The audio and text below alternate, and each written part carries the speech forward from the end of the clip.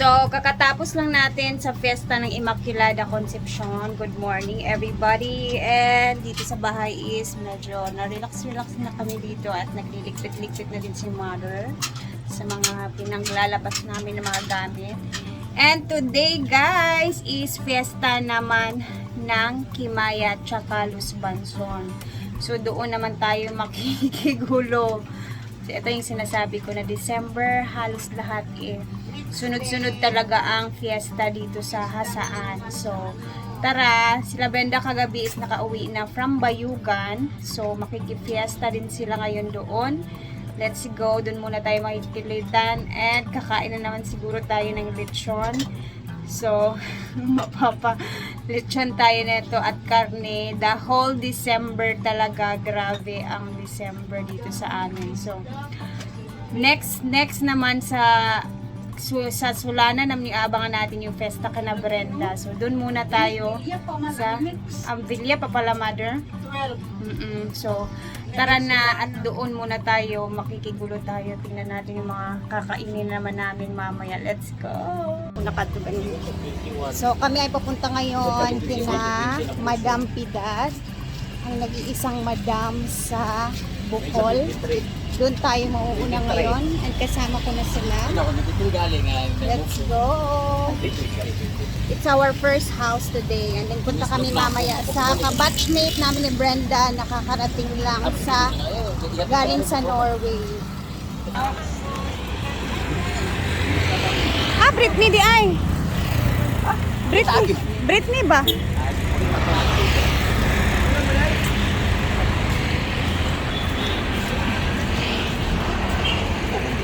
Give your... Oh, ang saan mo? Parang hindi sila lipitan na. Ay, sanay na problema na ito isa, oh. So, makikain tayo dito, guys. Tingnan natin kung ano yung mga handa nila. Ang mansyon. Grabe yung mansyones ni Madam Piedad, oy. Ito yung bahay at the same time yung pinupuntahan namin sa Bohol. Ito na yung bahay nila dito sa Hasaan, guys. So, grabe ang lawak talaga, oh. Grabe yung tiles, guys, oh. Ibilin ang chanilas nga gipang talungtong. Di man, ang foods naman. Wala, uy, nice ka. Ayan pala yung kaya. My mother. Ali na mo, guys. Sulod na. Walang mahihiya.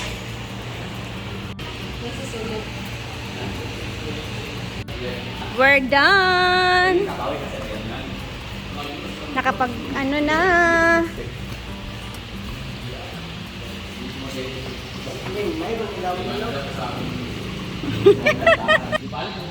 So di na ako kumain sa loob, guys, kasi busog pa naman ako. Doon na tayo sa kabatchmate namin kakain. Sila lang yung kumain. Ito talaga yung ano ba sa fiesta. Ano lang, respitar lang gamay, laag, kaon gamay. Punta na naman sa ibang bahay. Kumbaga visiting din siya para sa mga friends, ganun. Ng ating mga friends. Malapit lang to siya sa Pantalan, guys. Oh. Akyat muna tayo.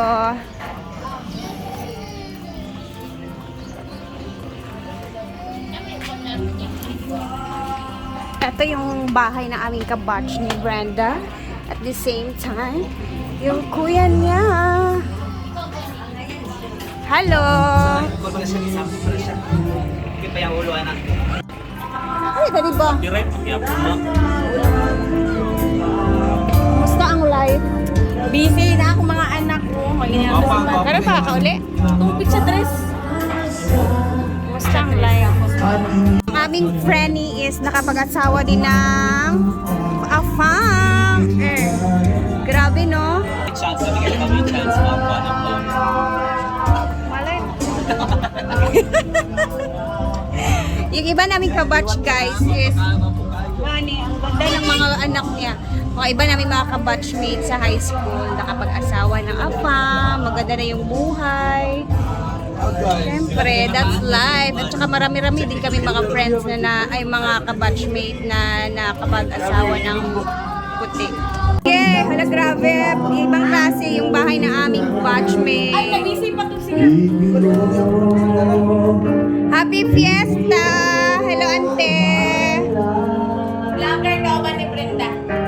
Hello, ante. Ay, okay ra. Uy, ginoo ko maulo man ka. Mukhaon ko lang. Ikaw naman good be dito sa Buwana. Sa diya, tubig ang Dito lang magawas din. Ay, may naman ko pa. Dito na tayo sa labas, guys, kasi naiiya ako dito sa loob.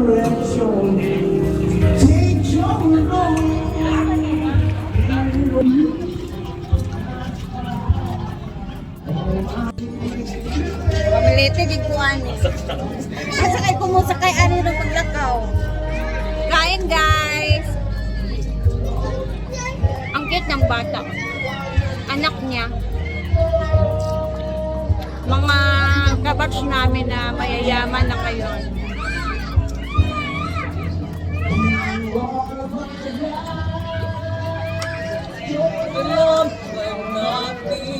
All the time, my Lord, I need you there. Kahapon gabi po na yung bahay namin sa Kamtahan, sa kabilaan. Magkabilaan talaga yung ano.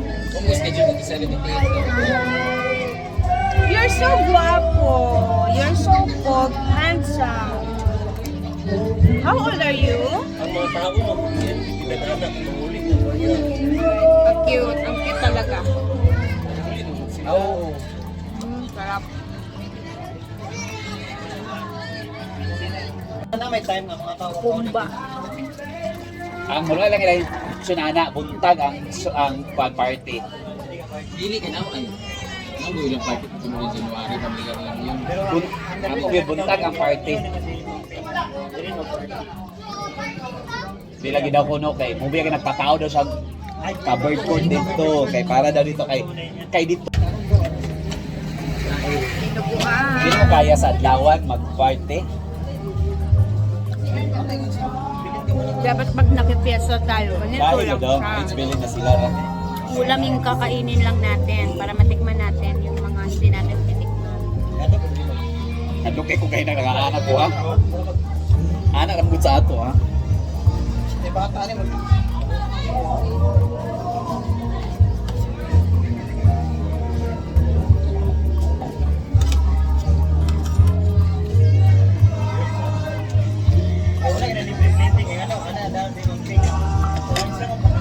Ha?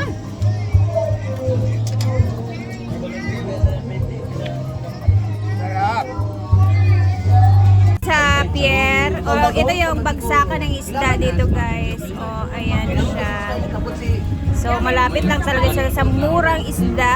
May problema dito sa mga schedules niya sa December na conflict na talaga. Grabe. Ang schedule niya ngayon, guys. So, medyo stress ang beauty ni Madam ngayon. Mag-behave tayo ngayon dahil stress si Madam. Ilang little swimming pool sa labas ng bahay.